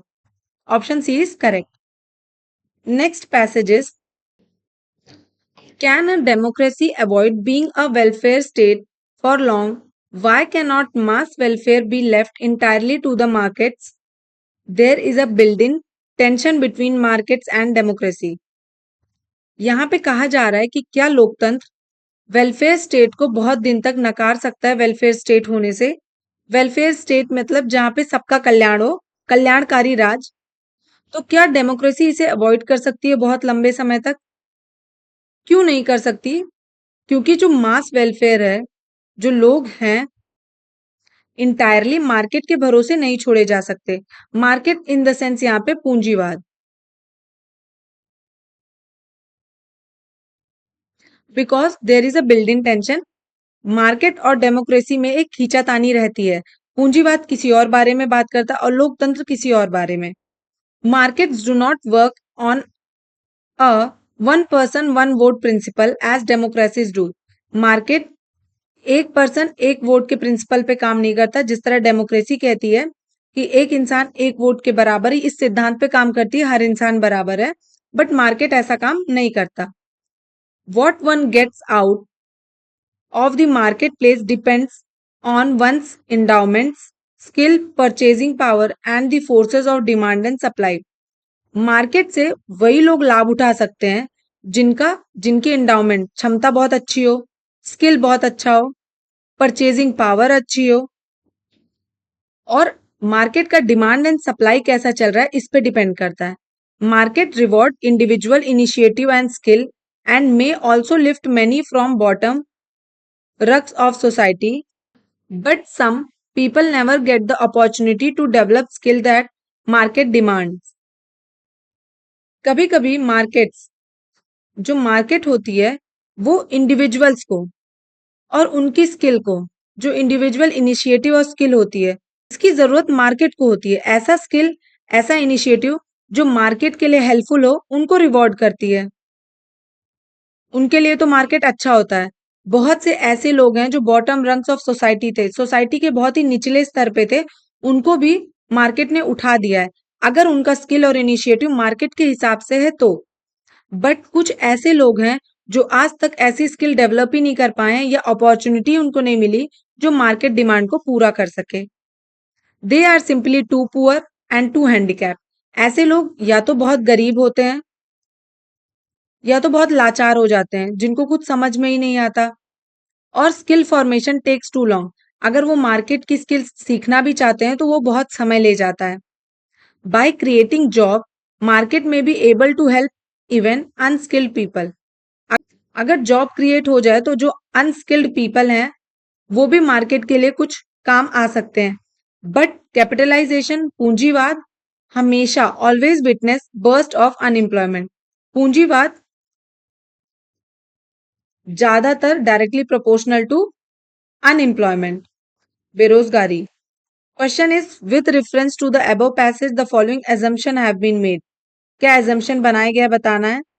Modern democracies rely on the market forces to enable them to be a welfare state. जो लोकतंत्र है, आज की जो लोकतंत्र है, वो मार्केट पे डिपेंड रहती है कल्याणकारी राज्य बनने के लिए। तो यहाँ डिपेंड नहीं रहती है, यहाँ पे बताया गया उन दोनों के बीच में टेंशन रहता है। Option one cancel, one cancel होते हैं, हमारा दो ऑप्शन कैंसिल हो गया। Second is markets ensure sufficient economic growth necessary for democracies to be effective. Second statement is कि ये मार्केट इंश्योर करता है कि डेमोक्रेसीज कितनी इफेक्टिव होंगी, उसके इकोनॉमिक ग्रोथ बहुत जरूरी है। तो ऐसा भी नहीं बताया गया कि डेमोक्रेसी इफेक्टिव बनाने के लिए कि मार्केट इकोनॉमिक ग्रोथ बहुत नेसेसरी है। और टू कैंसिल होते ही ऑप्शन सी भी cancel. Three is government programmes are needed for those left behind in economic growth. तो यही यहाँ पे बात की जा रही है लास्ट लाइन में कि अगर जॉब क्रिएट कर दिया जाए तो ऐसे लोग जो अनस्किल्ड हैं, जो हैंडीकैप और पुअर रह चुके हैं पीछे, उनका उनको थोड़ी सी हेल्प हो जाएगी इकोनॉमिक ग्रोथ में। Option B is correct, only three is valid. अगर वीडियो अच्छी लग रही हो तो please do like, share and subscribe. Thank you for watching my videos. Hello and welcome to the channel. Let's discuss passage 24. In our schools, we teach our children all that is there to know about physics, maths, and history. And what have you? But do we teach them about the bitter caste divide that plagues the country, about the specter of famine that stalk large part of our land, about gender sensitivity, about the possibility of atheism as a choice, etc. Passage is saying कि हमारे school में हमें पढ़ाया जाता है physics, maths and history और भी बाकी सब्जेक्ट्स। बट क्या वहाँ पढ़ाया जाता है कि किस तरीके से कास्ट डिवीजन है, जातिवाद है, जो कंट्री को अंदर ही अंदर खाए जा रहा है, कि बहुत सी ऐसी जगहें हैं जहाँ पे सूखा आने के चांसेस हैं, ये भी नहीं पढ़ाया जाता।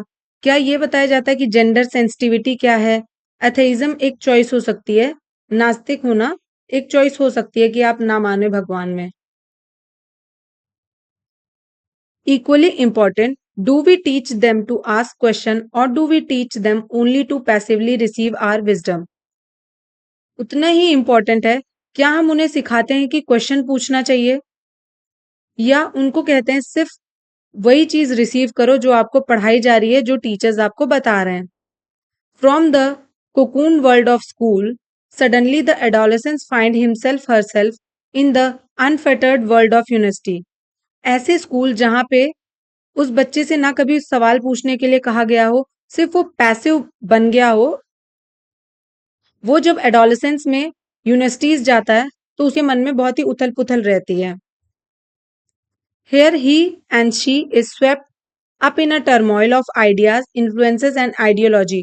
मन में बहुत सारे आइडियाज चलते हैं, अलग अलग आइडियोलॉजी से इन्फ्लुएंस होते हैं, बट कहीं ना कहीं वो बच्चे पीछे रह जाते हैं क्योंकि वो पैसिव हो जाते हैं, वो ना सवाल पूछने की हिम्मत कर पाते हैं। For someone who has been discouraged from asking questions and forming an opinion, this transition can be painful. लोग जिनको डिस्करेज किया गया क्वेश्चन पूछने से और वो खुद के ओपिनियन बनाने में भी डिस्करेज किया गया है, ऐसे लोग के लिए ये ट्रांजिशन बहुत ही पेनफुल होगा। Which one of the following best reflect the central idea of passage given above? Option A, school curriculum is not compatible with the expectation of children and parents. Curriculum not compatible, curriculum की बात नहीं हुई, and compatible to expectation to children and parent, ये भी नहीं। Option B is emphasis on academic achievement does give time for development of personality and skill. जो academic achievement है ये टाइम के बाद, कुछ टाइम के बाद डेवलप होगी और पर्सनालिटी और स्किल्स को इनहांस करेगी, तो ऐसा भी नहीं कहा गया।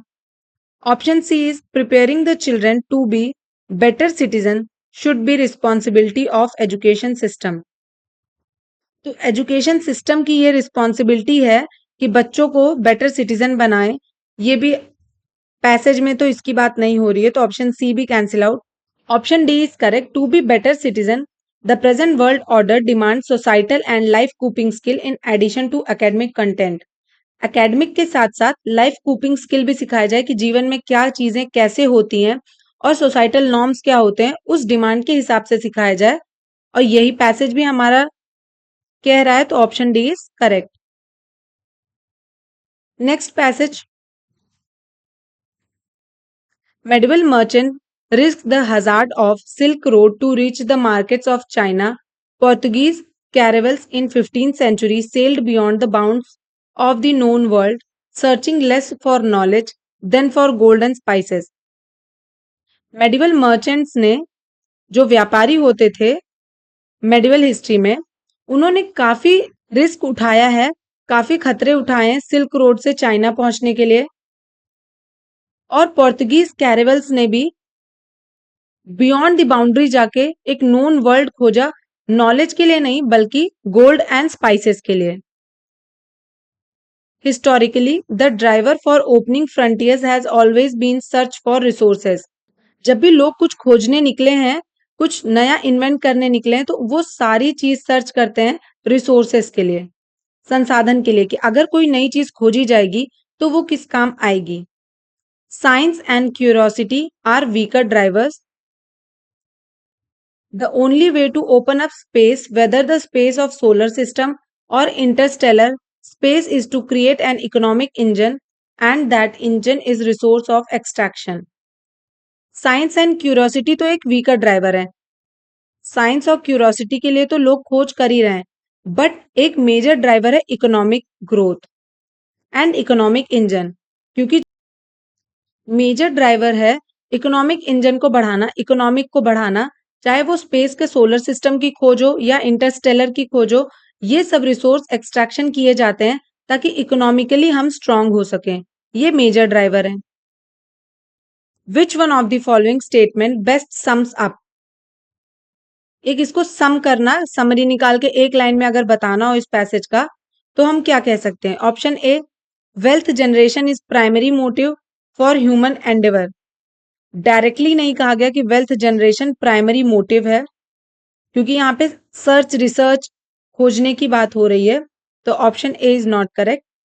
Option B is space, whether space in solar system और interstellar space will govern our future economy. तो फ्यूचर इकोनॉमी में सिर्फ सोलर सिस्टम और इंटरस्टेलर स्पेस ही होंगे, ये भी डायरेक्टली नहीं कह रहा passage. Option C is human beings are motivated to explore new frontier principally by economic consideration. तो ऑप्शन सी करेक्ट होगा कि लोग खोज करते हैं, खोज करने के लिए मोटिवेट होते हैं, एक्सप्लोर करने के लिए मोटिवेट होते हैं किस फ्रंट पे? जब उन्हें इकोनॉमिक कंसिडरेशन दिखता है। साइंस एंड क्यूरोसिटी तो रहती है, बट अगर वहां से कुछ इकोनॉमिक फायदा हो रहा है तो लोग ज्यादा मोटिवेट होते हैं।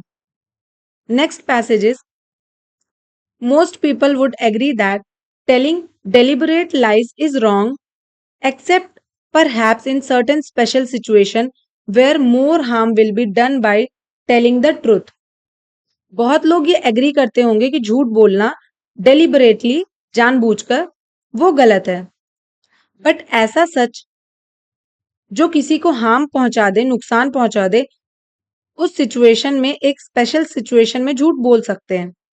Even the most truthful people probably tell a good many more lies that might be regarded as semantic lies. Even जो लोग सच्चे लोग भी होते हैं, बहुत सच बोलते हैं, वो भी कभी कभी सही झूठ बोल देते हैं जब वो देखते हैं कि सच बोलने से ज्यादा नुकसान हो रहा है। Their use of words contains some measure of falsehood more or less deliberate. उनके वर्ड्स में कुछ घुमा फिरा के बोल देते हैं, कुछ सच्चाई होती है, कुछ छुपाई हुई सच्चाई होती है। Question is the idea which the first part of the passage mention is. Passage का फर्स्ट पार्ट क्या मेंशन कर रहा है? यहां तक, फुल स्टॉप तक, ऐसा सच जो किसी को हार्म पहुंचा दे वो सच नहीं बोलना चाहिए। तो देखते हैं चारों ऑप्शन में। Option A, agreement about telling lies, झूठ बोलने के लिए कोई एग्रीमेंट ऐसा कहीं नहीं है। डिसएग्रीमेंट अबाउट टेलिंग लाइज, झूठ बोलने के लिए डिसएग्री कर रहे हैं। Option C, disagreement about telling the truth, सच बोलने के लिए डिसएग्रीमेंट। तो ऐसा भी नहीं कहा जा रहा कि सच बोलना नहीं है, ऐसे सिचुएशन में नहीं बोलना जहां पे ज्यादा नुकसान हो। Option D is correct, disagreement about the harm in telling the truth. अगर सच बोलने से हार्म पहुंच रहा है तो उसको लेके डिसएग्रीमेंट है, तो वो सच नहीं बोलना चाहिए। Question number 27, which one of the following habit is found more often in good people? Option B is correct, intentional mixing up the truth with the false, झूठ को सच के साथ मिला के बताना और बात छुपा लेना, ये बताया गया पैसेज में कि गुड पीपल की हैबिट है। तो 2021 का हमने पैसेज कंप्लीट कर लिया है। मिलते हैं नेक्स्ट सेशन में। Thank you for watching my videos. If you like my videos, please do like, share and subscribe.